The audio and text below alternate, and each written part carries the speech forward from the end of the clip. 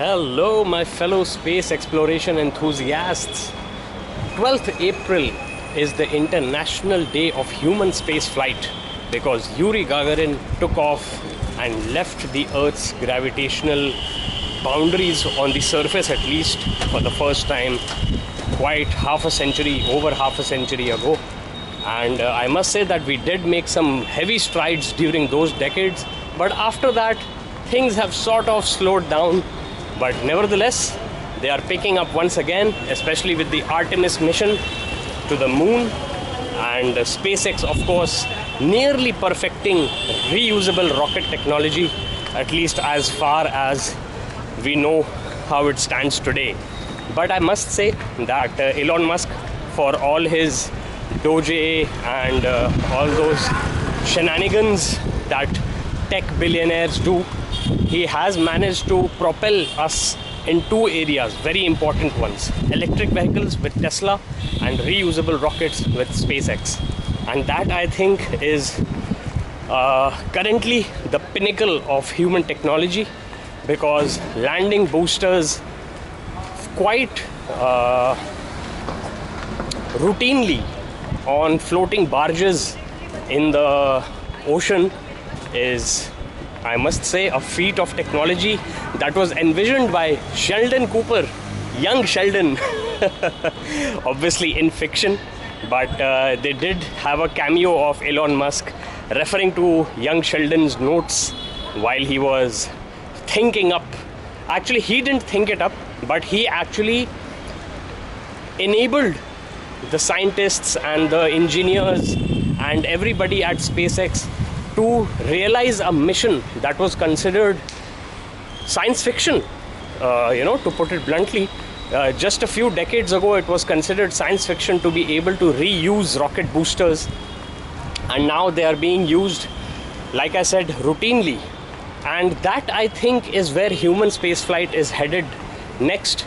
The Starship is being tested. 5 or 6 have been tested already, with mixed results, but that's what testing is all about. Which reminds me that the first rocket to be launched from continental Europe also exploded just a few seconds after takeoff, and thankfully it didn't damage the launch pad, which would have set back the program quite massively. But it exploded a few hundred meters beyond the launch pad in the along the coast, so that was a bit of a bonus. But that's what spacecraft technology is. It's basically testing until you get it almost 100% correct. And that's what Russia have also managed to do, because they send up the ISS crews apart from SpaceX. So Roscosmos has got its rocket technology down to barely any failures, especially because abort systems have to be built in so that astronauts' lives can be saved in case the rocket explodes.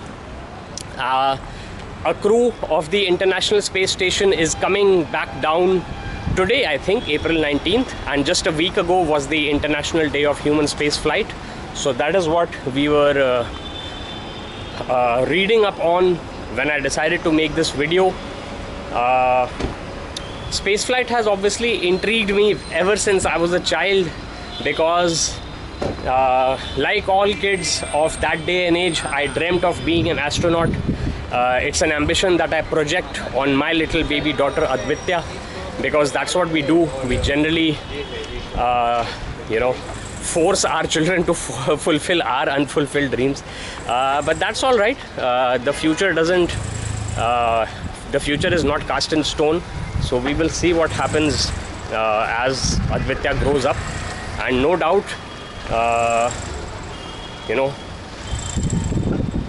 the future is unpredictable, and the past is history. The future is a mystery, and the present is called the gift. Oh, sorry, I messed up that quote from Kung Fu Panda. Actually, the past is history, present is a future is a mystery quote was from Eleanor Roosevelt, I think. Lady Eleanor Roosevelt, First Lady of the United States. But anyway, I digress. And I must say that SpaceX, NASA, ISRO, of course, how can I end this video without mentioning ISRO's great efforts at space flight and space exploration. Our Aditya L1 mission is of course at the L1 Lagrange point around the sun, studying the sun, and we are of course expanding the Navik constellation of satellites with the launch a few weeks ago of the 100th mission of ISRO.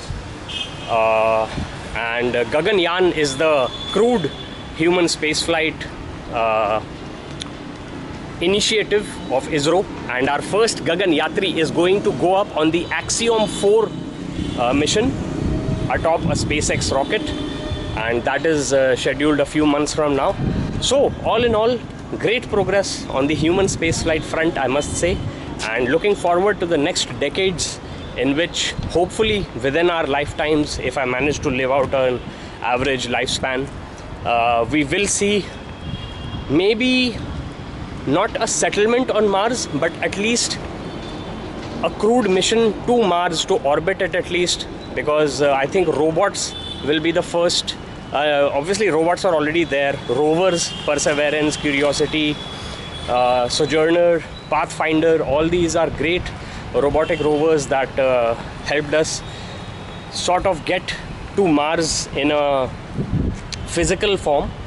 And I think I must mention at the end that I have written my science fiction novel, An Android Awoke, which is more about the android that first gains sentience. It's a mining android on the moon, but the settings are Earth, Moon and Mars, and the geopolitical tangle because of the discovery of Martium, a new element on Mars which cannot be replicated on Earth, which might give humans faster than light travel capabilities, or I will say sub light speed, because FTL is of course even too far a stretch of imagination for most science fiction. But yeah, I think sub light speed travel will become a reality a few centuries from now, galactically speaking, on a timeline that is universal. So I guess with that hope in mind, I will call this nighttime vlog to an end. Thank you so much for watching. Do check out my other space exploration videos, football, travel, life, the universe and everything, to quote Douglas Adams, that immortal science fiction comedy writer who gave us the Hitchhiker's Guide to the Galaxy. So with that galactic ambition, thank you so much once again for watching. I am Axat saying Ad Astra.